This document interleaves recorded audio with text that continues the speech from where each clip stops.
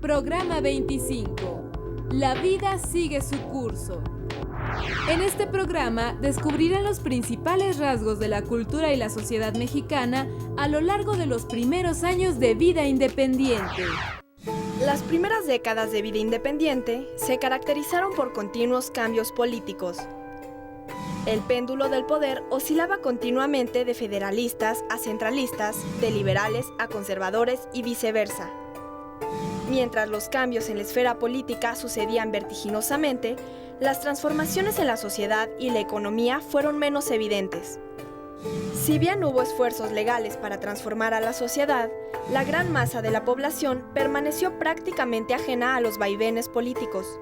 México era un país rural salpicado de pequeños núcleos de población donde las costumbres y tradiciones estaban enraizadas profundamente en los habitantes. Algunas de esas tradiciones sobreviven hasta hoy, otras han desaparecido y otras más experimentaron cambios.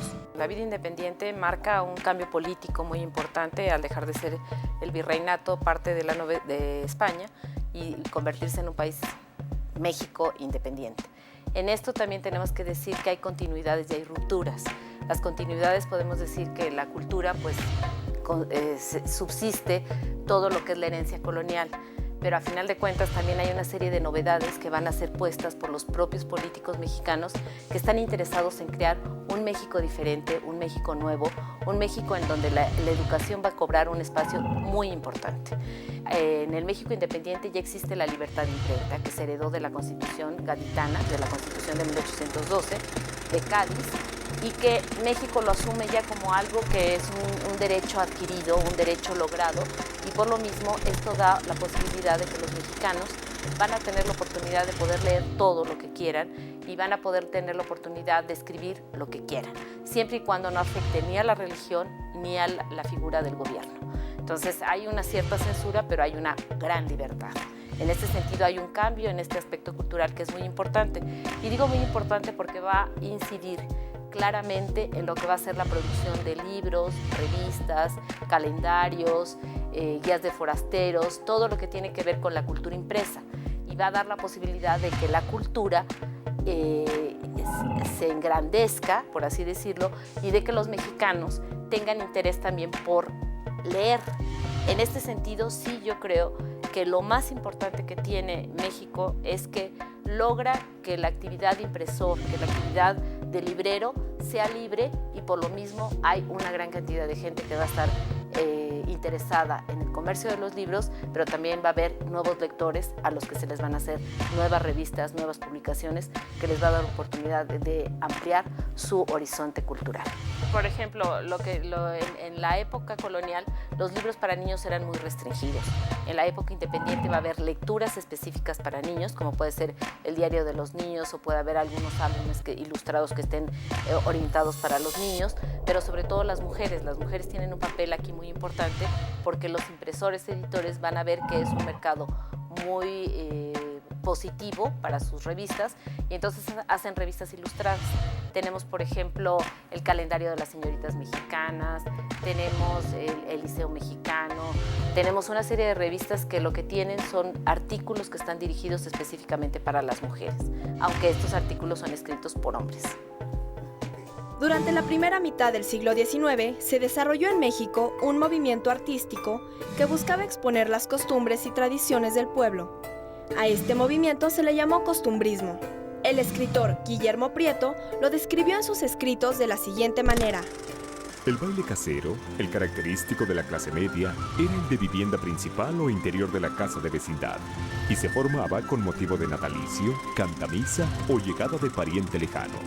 La concurrencia era por demás heterogénea y peculiar. La parienta cercana de la condesa y el hijo sacrílego del comendador, la niña beatita con vocación de monja y el vástago de los héroes de la acordada.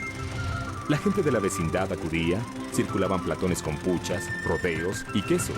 Pasaban de mano en mano copitas con rompope y con licores.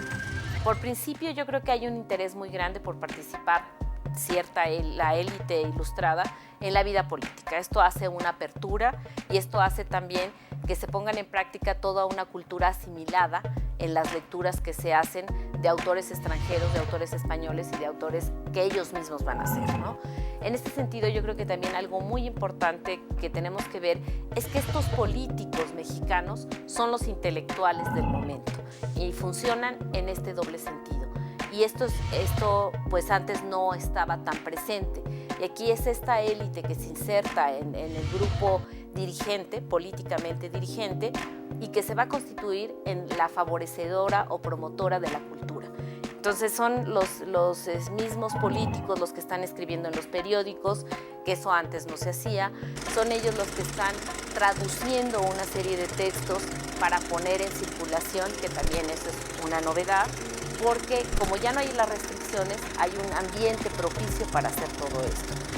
Es una élite que está aquí en la ciudad, pero que está también dando como posibilidad de relación con su lugar de origen, y esto enriquece, favorecen unas redes de culturales muy importantes, y entonces nos estamos encontrando con un país que yo les decía muy dinámico, un país que está muy preocupado por las cuestiones políticas, pero donde la cultura también tiene un espacio muy importante gracias a que ellos son hombres cultivados, ilustrados, hombres que están preocupados por lo que es la educación de los mexicanos. La estructura social realmente no cambia, o sea, sigue habiendo la vida en las haciendas, sigue habiendo la vida en el rancho, la vida en la ciudad. Esto no cambia radicalmente. Lo que sí cambia es que, por ejemplo, que hay una vida política muy rica, tanto en la Ciudad de México como en las regiones, y esto también hace que, pues por eso hay tantos problemas políticos. En este sentido, es un cambio respecto de la época colonial, en donde había un control, un gobierno centralizado muy fuerte.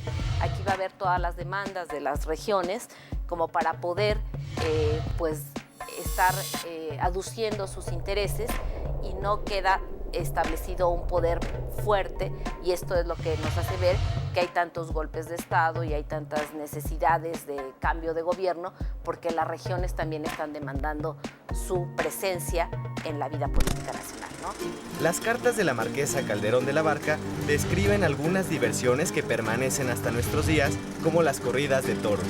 Imaginaos un inmenso anfiteatro con 4 grandes filas de palcos, a cuyos pies se extienden los asientos al aire libre, lleno todo a reventar, los palcos por señoras lujosamente ataviadas en las graderías, el alegre colorido de una muchedumbre enardecida de entusiasmo, 2 bandas militares, señoras y campesinos y oficiales de gran uniforme, una extraordinaria diversidad de colores y todo el conjunto iluminado por este cielo eternamente azul.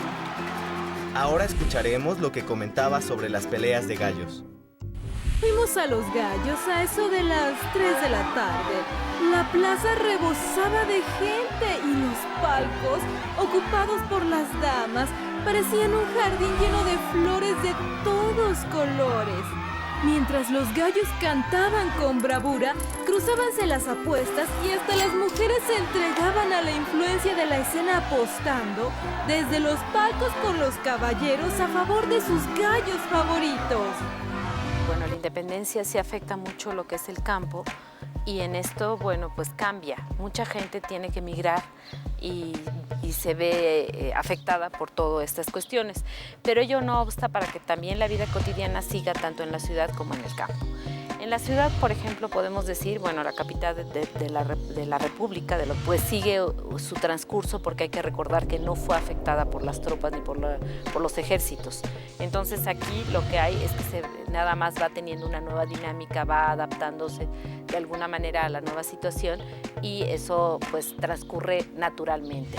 En el campo podríamos decir que sí hubo como una necesidad de recomenzar la vida, porque nosotros sabemos que, por ejemplo, las minas quedaron inundadas, entonces hubo que meterles capital como para poderlas volver a trabajar, pero pues se siguen trabajando las tierras, los campesinos siguen viviendo ahí, los propietarios de las haciendas y de los ranchos siguen pues metiendo ganado y siguen haciendo como mejorando la situación que se tenía, y la vida se va adaptando naturalmente y va avanzando y mejorando día con día, ¿no? En este sentido, bueno, lo que tenemos que decir es que pues los mexicanos se adaptan a esta nueva situación de país y tienen que empezar a convivir con las nuevas necesidades.